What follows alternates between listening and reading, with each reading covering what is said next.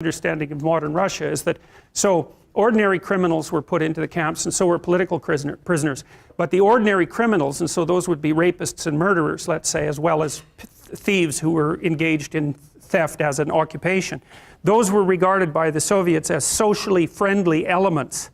And the reason for that was that they assumed that the reason that these people had turned to crime was because of the oppressive nature of the previous czarist/capitalist system, and that the only reason that these criminals existed was because they had been oppressed.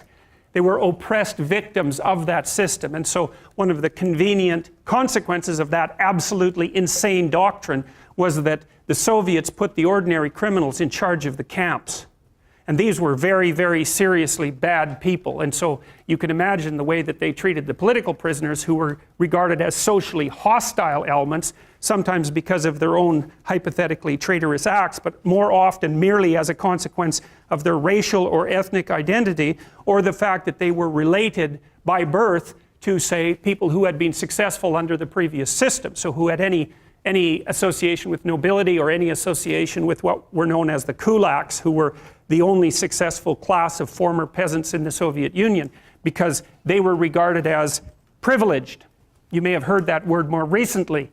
They were regarded as privileged and therefore as enemies of the state, and it didn't matter if it was your father or your grandfather or your great-grandfather who happened to be privileged, but the mere fact that you were a member of that group was sufficient reason to put you into a camp.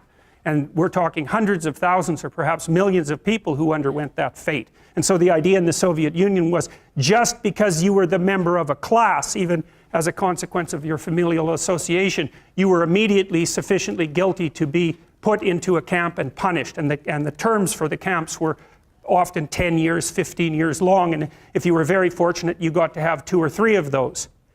So the Soviets really implemented and perfected the idea of class and ethnicity-based guilt. And it's a very bad road to walk down, and it's something that we're very much engaged in at the moment, because there's discussion everywhere in North America now about the idea of, well, race-predicated guilt, for example, and ethnic-predicated guilt. And it's a very bad idea to classify an entire group of people as guilty of anything based on their group membership. So these sorts of things are things we haven't yet learned, and certainly should have.